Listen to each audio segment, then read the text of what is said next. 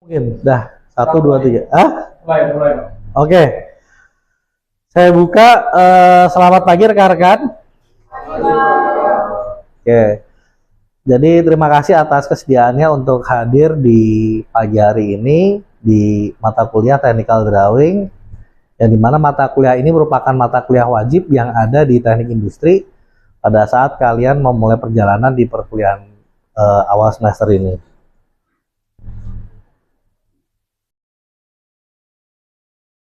Oke, jadi ibarat kata pepatah, tak kenal maka ya sebenarnya bukan tak sayang, tak kenal maka kenalan dulu yang bener. Kan nggak mungkin ya saya. Jadi perkenalkan, nama saya Alfian Desta Juanda, biasa dipanggil dengan nama Desta, dan educational background saya dari Universitas 11 Maret untuk bachelor degree dan master degree, dan terakhir ambil profesi insinyur di Unika Atmajaya. Dan beberapa sertifikasi berkaitan dengan safety dan juga standar ISO, serta training-training yang berkaitan dengan manajemen mutu. Nah, sebelum kita memulai perkuliahan, tentu saja di awal perkuliahan saya selalu memaparkan dulu dan mengencourage rekan-rekan untuk selalu aktif melihat notifikasi di BINUS Maya, baik itu secara website atau di mobile. Jadi nanti tolong untuk di setiap sesinya rekan-rekan memperhatikan, karena nanti untuk assignment baik individual assignment maupun grup assignmentnya selalu ada di notification-nya di dalam BINUS Maya. Dan tentunya sebelum kita masuk ke materi awal, saya juga mengencourage rekan-rekan membaca silabusnya dulu selama perkuliahan ini satu semester seperti apa. Tentunya ada 4 learning outcome yang perlu dipahami oleh rekan-rekan mahasiswa. Yang pertama adalah pengetahuan di mana mahasiswa itu dapat membaca gambar dan informasi yang ada daripada gambar teknik itu sendiri. Yang kedua, dapat memproduce a technical drawing, maksudnya malah membuat gambar teknik itu sendiri. Jadi tolong dipersiapkan alat gambarnya nanti pada saat pertemuan berikutnya. Yang ketiga, yaitu membuat gambar 3D isometrik. Jadi tentu saja nanti rekan-rekan akan memahami apa itu gambar isometrik yang ada pada gambar technical drawing. Dan terakhir adalah menggunakan aplikasi, di mana aplikasi CAD sekarang sudah marak digunakan untuk mengerjakan gambar desain suatu produk. Selanjutnya selama satu semester ini rekan-rekan akan dihadapkan dengan beberapa tugas, final exam dan mid exam-nya juga. Nah, yang membedakan perkuliahan ini dengan perkuliahan yang lain adalah di mana dia itu ada yang teori dan praktikum. Yang membedakan nanti praktikum akan dibawakan oleh kakak asisten, di mana nanti praktikum itu kita akan fokus ke penggunaan software CAD-nya itu sendiri. Kebetulan di BINUS sendiri menggunakan Autodesk ya, ada AutoCAD dan Inventor. Nah, sedangkan perkuliahan saya, kita akan membahas course-nya secara teori, yaitu bagaimana memahami gambar secara manual. Nah, tentu saja dipersiapkan untuk drawing tool manualnya. Oke, kita masuk ke sesi. Untuk pertemuan perdana ini nanti kita akan masuk ke basic principle of technical drawing, dan di minggu-minggu berikutnya sampai sebelum pra ujian tengah semester kita akan memahami geometrical construction drawing, pictorial, multi-view drawing, dan surface finish and tolerance. Selanjutnya ini ada beberapa materi setelah ujian tengah semester atau pra-UAS. Rekan-rekan akan memahami apa itu gambar section, working drawing, dan menggambar elemen mesin atau mesin elemen drawing. Nah, untuk buku referensi, rekan-rekan bisa mengakses di menu BINUS Maya, dan di sana rekan-rekan ada 2 textbook yang bisa digunakan. Yang pertama ada buku dari Powers, yaitu Fundamental of Modern Drafting. Ini merupakan buku utamanya, dan buku secondary atau pelengkapnya yang sebelah kanan ya. Ini karangannya dari Frederick. Sebenarnya ada satu buku lagi yang di jurusan teknik industri maupun di teknik mechanical engineering, itu bukunya Takeshi Sato, yaitu menggambar dengan standar ISO. Itu juga bagus bukunya digunakan, tetapi kita mengikuti perkembangan ya, di mana menggunakan buku yang up to date dengan perkembangan keilmuan dan juga buku yang cetakan terbaru. Nah, selanjutnya tentu saja dihimbau oleh Ibu Rektor bahwa penggunaan AI ini sudah sangat marak membantu tugas mahasiswa. Tetapi yang perlu diperhatikan, ada etik yang perlu diperhatikan dalam penggunaan disebut asitif teknologi. Maksudnya asitif teknologi adalah teknologi yang membantu rekan-rekan untuk menjawab pertanyaan-pertanyaan yang dimana nanti AI itu akan memberikan jawaban dari keyword yang sudah diinput. Nah, tapi saya menghimbau, walaupun technical drawing kalian akan menggambar secara teknik, tentu tetap ada teorinya. Karena kita harus memahami kaidah-kaidah teknik, di mana ada standar-standar yang berlaku. Nah, nanti artinya ada beberapa tugas yang menggunakan tidak selalu menggambar, tapi menjawab soal. Tolong jawabannya jangan menggunakan AI ya. Tapi kalau buat belajar untuk referensi nggak masalah. Saya berharapnya kita belajarnya dari buku textbook yang sudah diberikan. Oke, selanjutnya untuk software CAD. Nah, rekan-rekan nanti bisa juga mengakses link yang sudah saya berikan di website anateknik.co.id. Berbicara dengan software CAD, tentu saja nanti akan dipelajari secara dalam dan komprehensif di praktikum. Tetapi saya ingin menggambarkan sedikit saja, di mana sekarang ini ada dua perusahaan yang memiliki software yang cukup banyak orang menggunakan. Yang pertama ada Autodesk Company dan yang kedua ada Sound System. Nah, mereka punya produk masing-masing. Di Autodesk itu ada AutoCAD dan Inventor, sedangkan di Dassault System itu terkenalnya dengan SolidWorks dan CATIA.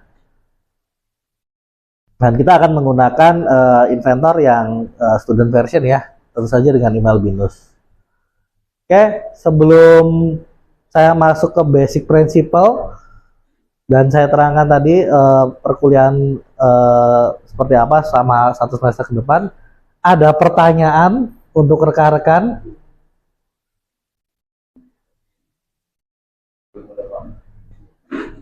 Ya, silakan Rama.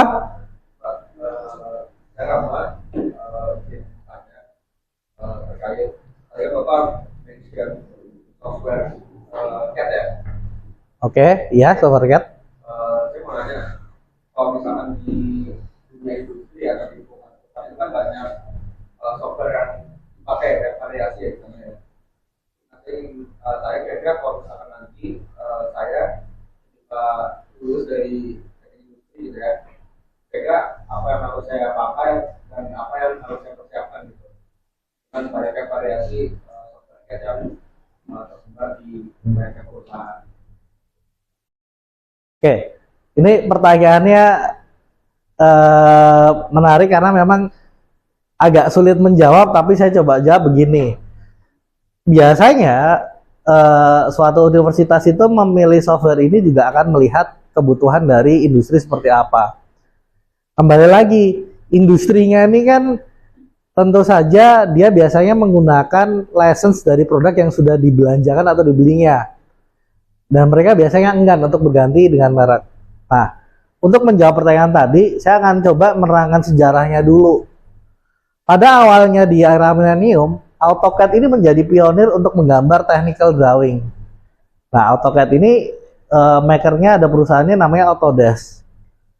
Untuk menggambarnya tentu saja rekan-rekan nanti biasanya akan dihadapkan dengan membuat suatu pola tetapi secara 2D. Untuk membuat 3D tentu saja tetap bisa, tetapi dengan menggambar menggunakan menu, dan yang dulu itu belum ada menu extrude kalau nggak salah, yang dimana itu akan mempersulit pada saat menggambar 3D. Nah, suatu ketika ada perusahaan dari Perancis namanya Dassault System ini, dia mengeluarkan awalnya namanya CATIA. Nah, CATIA ini juga digunakan sebagai desain, tapi orientasinya ke gambar 3D. Nah, dia punya fitur yang memudahkan orang menggambar objek dalam 3 dimensi secara cepat. Beberapa perusahaan pertama seperti Toyota Motor Manufacture itu menggunakannya bukan AutoCAD, tapi dia menggunakan CATIA. Seiring berjalannya waktu, CATIA itu berkembang juga. Salah satu produknya namanya SolidWorks. Nah, di SolidWorks inilah software CAD 3D ini apa ya, menjadi sangat populer. Nah, bagaimana dengan pengguna orang yang di AutoCAD? Mereka berbondong-bondong migrasi ke SolidWorks karena ada kemudahan. Tetapi si Autodesk ini nggak tinggal diam, karena dia menjadi pionir awal di software CAD. Dia melaunching produk namanya Inventor. Nah, bagi sebagian orang yang menggambar seorang drafter itu, biasanya familiar menggunakan AutoCAD. Dia akan lebih mudah mempelajari dengan Inventor. Tapi karena momentum launching produknya Inventor ini keluar setelah SolidWorks, ya ini tadi, jadi market itu terbagi dua. Nah, pesannya bagaimana? Pak, perusahaannya misalnya dia punya lisensinya Autodesk, dia SolidWorks, tapi kita belajarnya dengan menggunakan Inventor. Kalau dianalogikan, ini ibarat kita mengendarai mobil matic dan manual. Pada dasarnya kan ini adalah sebuah mobil kan.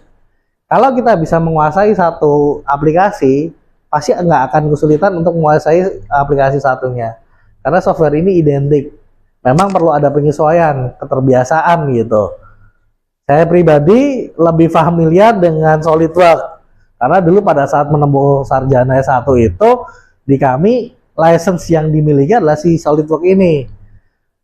Tapi di BINUS, kita diberi fasilitas untuk menggunakan software yang full versi, untuk yang student version di Inventor. Ya, akhirnya kita menggunakan Inventor.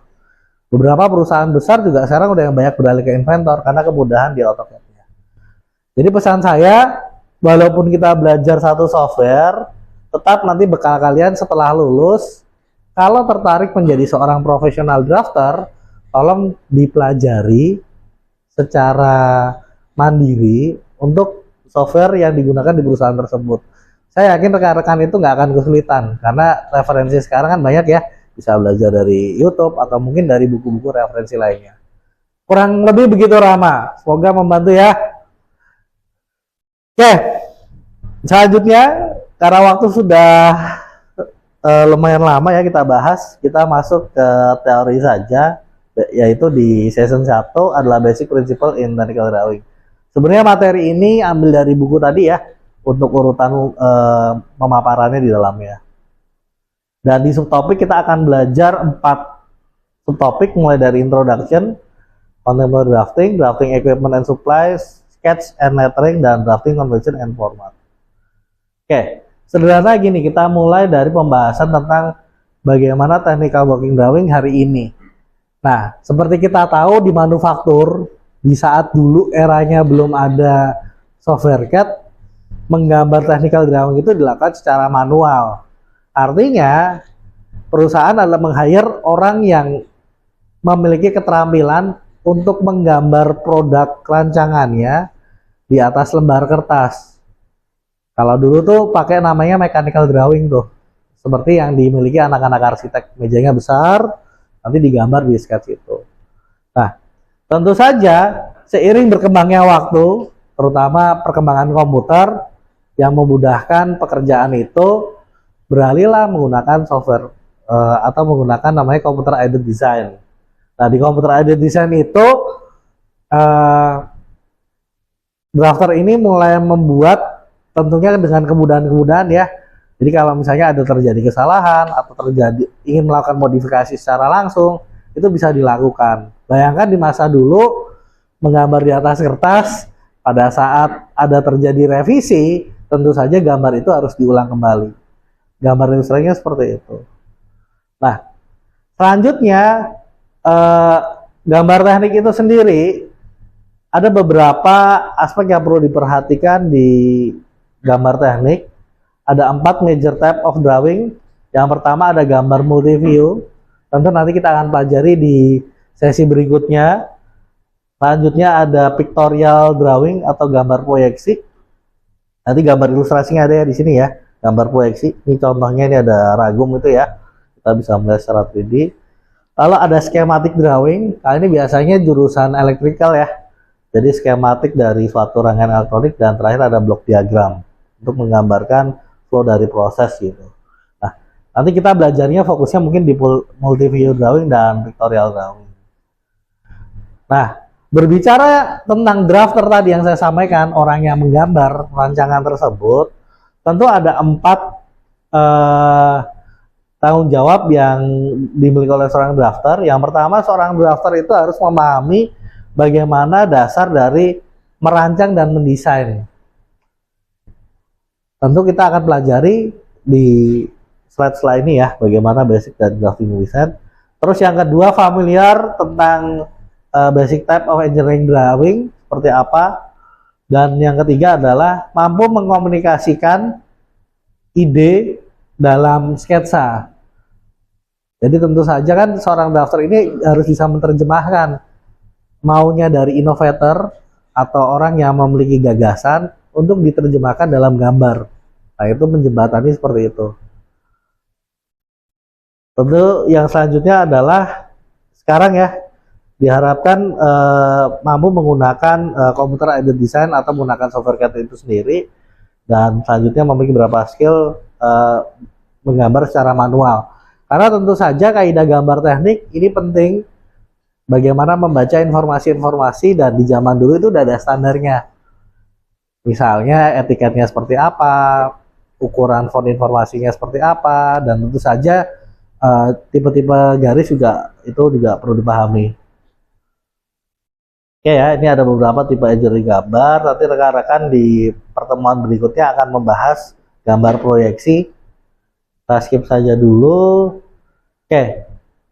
Selanjutnya, ini yang perlu diperhatikan, tahapan-tahapan dari desain proses mulai dari awal sampai dengan akhir ya. Yang pertama, mengidentifikasi kebutuhannya dulu, requirement need-nya. Jadi misalnya kita mau mendesain suatu sepeda, tentukan dulu marketnya. Ini sepeda untuk usia berapa, untuk segmen seperti apa. Sepeda yang dirancang bisa bentuknya sama, tapi harganya tentu saja berbeda, yaitu dari materialnya. Terus juga bentuk sepeda balap dengan sepeda gunung gitu ya, tentu saja berbeda. Nah, itu perlu dilihat dari requirement need-nya. Yang kedua, scientific investigation. Ini lanjutan dari melihat dari aspek yang pertama. Jadi melihat secara saintifik. Ini tadi penggunaannya misalnya digunakan untuk sepeda gunung gitu. Tentu materialnya secara spesifik, material propertiesnya harus kuat dan ringan. Itu yang perlu diperhatikan. Yang ketiga, proposal on concept. Nah, itu tadi. Tentu saja namanya desain itu referensinya kan nggak cuma satu, bisa ada beberapa referensi gitu. Seorang drafter itu juga harus bisa membaca, kira-kira menerjemahkan dari seorang innovator itu beberapa alternatif desain atau rancangannya. Yang keempat, layout and development drawing, conceptual design review and analysis, component testing on prototype. Ini pada saat sudah sampai ini ya, dari gambar teknik menjadi barang contoh gitu atau prototype, dan dari prototype itu nanti direview kira-kira desainnya seperti apa. Karena perlu diperhatikan, desain itu mungkin secara fungsional itu baik, tetapi untuk diserap pasar itu harus memperhatikan estetika. Kalau bentuknya nggak bisa diterima pasar, bisa jadi barang tersebut kurang diminati seperti itu. Dan yang berikutnya ini di proses manufaktur ya, seperti quality assurance, bagaimana manufacturnya, perakitannya, assembly-nya seperti apa, final testing, sales, dan planning to second generation update. Oke, kurang lebih ada 14 tahapan ya proses desainnya. Nah, tentu saja untuk seorang drafter akan memulai dari awal ya, bagaimana merekognisi dari kebutuhannya itu sendiri. Oke, sebelum saya lanjut kembali, ada pertanyaan dulu dari rekan-rekan. Silakan bangkit. Boleh Pak, saya bangkit mau bertanya Pak. Kan Bapak belajar modeling ya. Dari sini juga kalau mau kita bisa di software ya Pak, sesuai dengan mana yang itu satu biar mungkin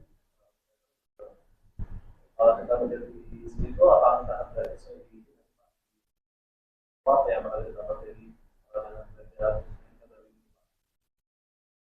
Oke, pertanyaannya mirip-mirip dengan Rama, tapi mendetailkan apa yang tadi ditanyakan.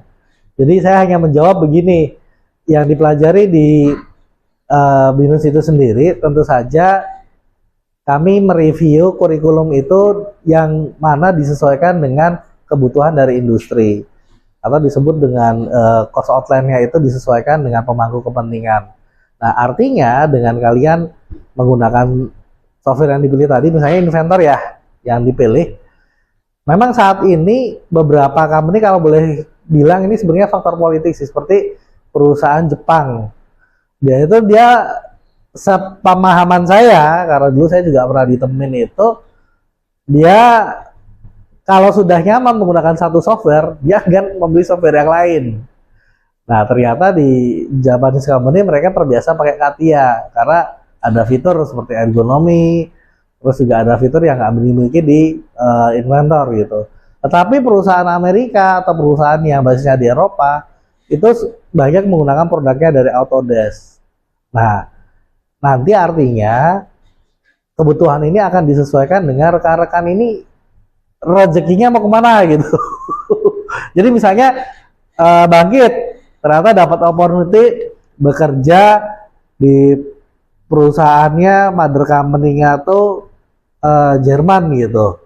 Nah, nanti tentu saja akan menyesuaikan dengan software apa yang digunakan di negara itu yang masif. Yang saya tahu ya, yaitu menggunakan Autodesk, walaupun dari Amerika ya. Tapi kalau misalnya kerjanya itu di perusahaan Japanese company, nah itu biasanya pasti menggunakannya SolidWorks pada umumnya. Kembali lagi kepada company itu sendiri. Nah, sekarang yang menarik yang terbaru nih, bagaimana dengan perusahaan dari Tiongkok atau China? Kalau kita ikuti perkembangan software CAD, sekarang banyak yang open source. Jadi perusahaan-perusahaan dari China itu sendiri, mereka lebih prefer menggunakan software-software yang open source. Dan saya melihatnya sih mungkin tidak sepowerful dengan software yang sudah sustain lama. Tapi kan pada prinsipnya disesuaikan dengan kebutuhan. Kalau perusahaan itu hanya membutuhkan untuk sketsa dari gambar satu komponen yang relatif sederhana, tidak begitu kompleks, rasa-rasanya software yang open source itu juga udah cukup loh buat kebutuhannya. Jadi artinya kembali lagi sesuai yang saya paparkan tadi, kalau kita sudah menguasai satu, pasti adaptasinya nggak sulit. Ini ibarat berbicara ya itu tadi mengendarai mobil manual atau matic gitu. Hanya perlu penyesuaian. Kalau mobil manual dia tangan transmisi kita harus bermain, tapi yang matic juga kita harus mengoperasikan misalnya toggle styling diposisikan di posisi D. Mungkin gambarnya seperti itu Bangkit. Jadi saya ngelihatnya ini Bangkit lulus kayaknya mau jadi drafter nih, profesional designer ya. Oke, kita lanjut ya. Ya, di pertemuan berikutnya nanti kita akan bahas, kalau saya boleh bilang namanya manual graphic design software atau disebut alat-alat gambar. Tentu saja rekan-rekan mahasiswa sendiri pada saat dulu menempuh pendidikan SD itu sudah memiliki alat-alat gambar.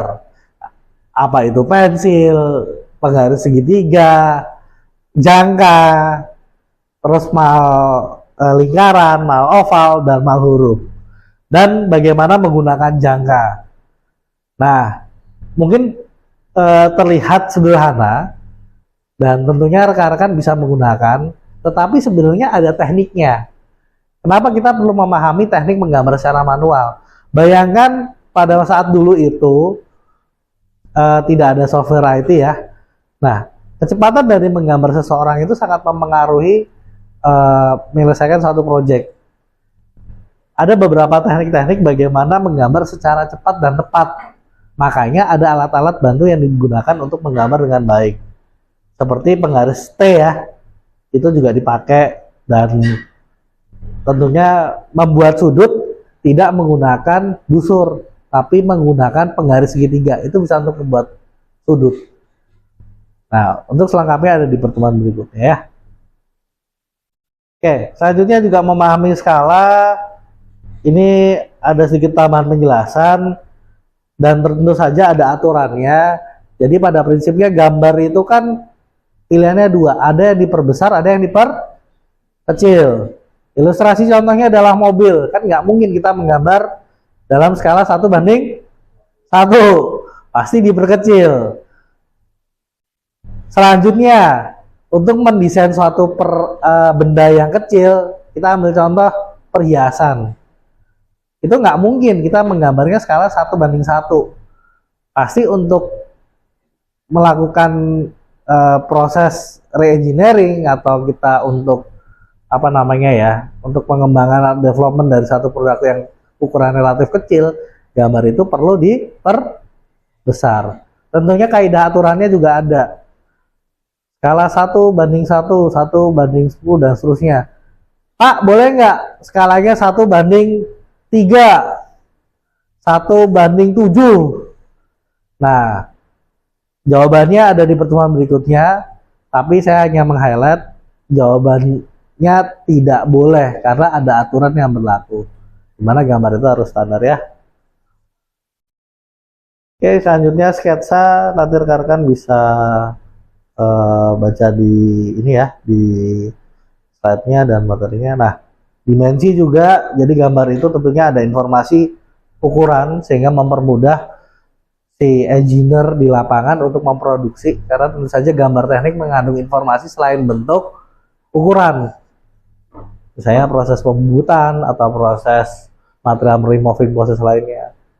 Dan tentunya nanti perlu memperhatikan, kita akan mempelajari jenis-jenis garis seperti yang ada ya, garis tebal, garis tipis, garis nyata, garis bayangan. Tentu ada maksud dan tujuan dari gambar garis tersebut. Dan yang perlu dipahami, tentunya juga ada drawing format, di mana kita mengikuti ukuran kertas, ada ukuran A0, A1, A2, A3, dan A4. Itu juga perhatikan nanti etiket gambarnya seperti apa ukurannya. Ya, tentunya nanti selengkapnya ada di pertemuan berikutnya. Dan terakhir untuk lettering, informasi yang ada di gambar teknik itu berupa teks. Nah, tentunya itu ada standarnya juga. Artinya, memberikan informasi dalam bentuk kalimat atau kata itu tidak boleh menggunakan freehand atau harus menggunakan mal huruf. Tujuannya itu lagi sesuai dengan standar ya, supaya tidak menjadi bias atau dipahami. Nah, ini adalah contoh-contoh gambar mal huruf yang digunakan pada saat technical drawing. Oke, demikian untuk pertemuan di hari ini. Mungkin pertanyaan terakhir. Oke, Jesslyn silakan. Pertanyaan dari saya Pak, kan ada juga proyeksi yang Eropa dan Amerika. Nah, Bapak, apa sih tantangan dengan manufaktur? Oke, nah ini pertanyaannya agak overlapping karena saya belum masuk ke materi berikutnya, tapi coba saya jelaskan apa yang dimaksud gambar isometric drawing. Jadi begini, tadi pertanyaannya menarik, nanti rekan-rekan juga bisa baca, kalau nggak salah itu di pertemuan keempat pokok 5, gambar proyeksi, ada yang dikenal dengan istilah namanya proyeksi Amerika dan Eropa. Nah, dari sejarahnya sendiri ada filosofinya memang, kenapa pakai nama negara gitu ya. Karena dua bagian negara adidaya ini dia memiliki standar sendiri-sendiri. Sederhananya begini, kalau di proyeksi Amerika, nanti kita melihat gambar objek yang di sebelah kanan pada gambar 2 dimensi, itu akan diletakkan sebelah kiri. Sedangkan gambar objek di proyeksi Amerika, pada saat gambar 2 dimensi digambarkan, objek bagian yang sebelah kanan di sebelah kanan. Mungkin rekan-rekan kurang memahami karena kita belum masuk ya, dan visualisasinya nggak ada.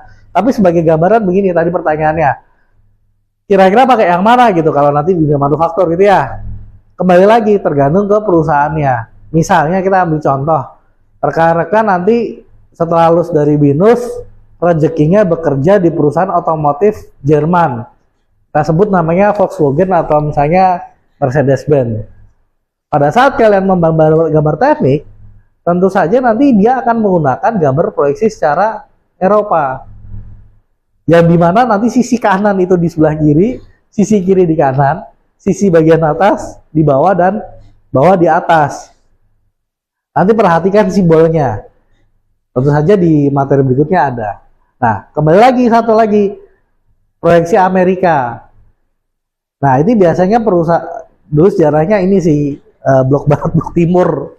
Jadi kita ambil contoh Jepang ya. Jepang ini kan afiliasinya dengan Amerika. Nah, kalau kalian nanti bekerja juga di mother company-nya di Asia, misalnya di Jepang, atau produknya Hyundai dari Korea, atau General Motor dari Amerika, pasti menggunakannya proyeksi Amerika tadi.